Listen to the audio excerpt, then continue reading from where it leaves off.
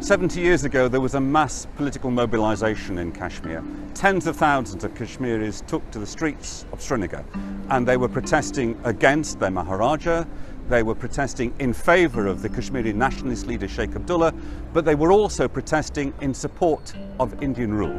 Now, of course, things have changed, but 70 years ago, the mood on the streets of Kashmir was very strongly pro-India.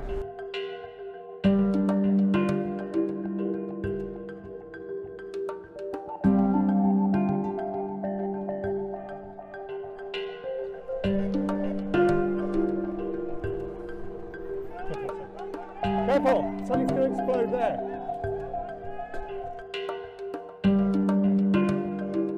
Maharaja Hari Singh joined India naturally when he was threatened, naturally when he was attacked.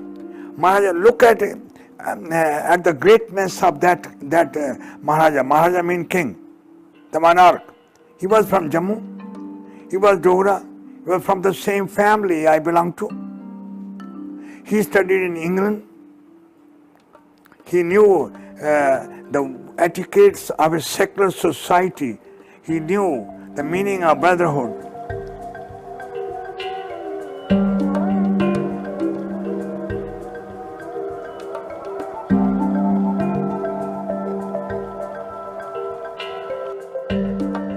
India was partitioned in 47, and a sizable chunk of Hindus from Punjab, they came to Jammu just to have a shelter, because they were killed there. Some of them were killed there, and then reaching Jammu, they started telling the stories of their killings, other things, and molestation and all that. And this has a natural reaction. The Jammu Hindus, they turned against the Muslims who were residing in Jammu.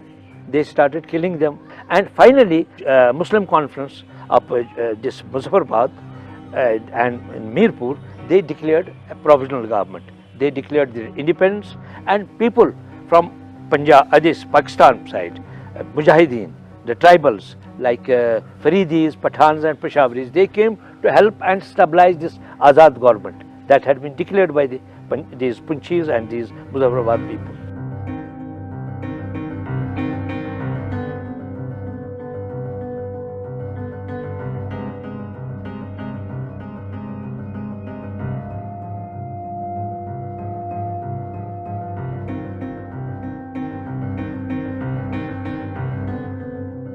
There was an accession that was signed that was conditional, conditioned on the basis that the Maharaja, who was the authority to accede, would consult his people.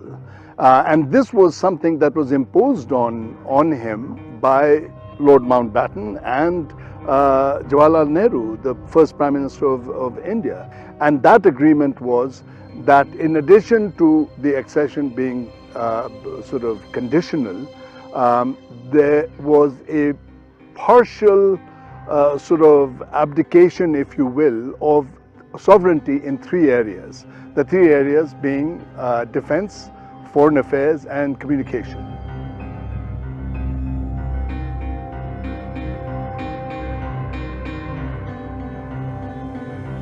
I think a sort of sizable portion of the population was probably happy because they were siding with Sheikh Abdullah at the time, and they agreed to it on the basis of assurances that were given to Sheikh Abdullah and the people of Kashmir at that time. There was, I think, also a sizable sort of segment of the population that was unhappy with it, but it could not sort of react because of a fairly sort of overall hold that Sheikh Abdullah had over the population.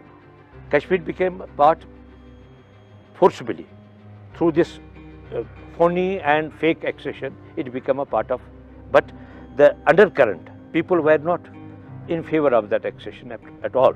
And there were a small minority who supported Sheikh Abdullah, because Sheikh Abdullah was the main person who facilitated the accession. He collaborated with the government of India, but he had his own compulsions. He wanted to grab the power. He wanted to become the Sultan of Kashmir. So he acceded. He supported the accession.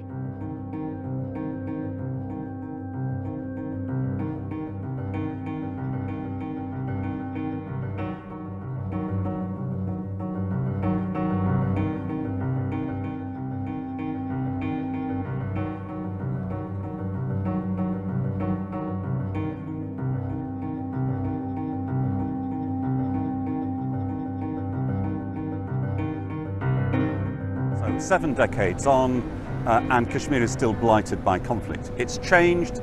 The security situation isn't as bad as it was in the early 1990s, but this is not simply a dispute between India and Pakistan. It's also a conflict between the Indian state and the Indian army and young Kashmiris. Not all young Kashmiris, but most young Kashmiris, I think, are opposed to Indian rule, and they resent the presence of the Indian army, and they feel they have no agency about how their state is governed, and they're angry.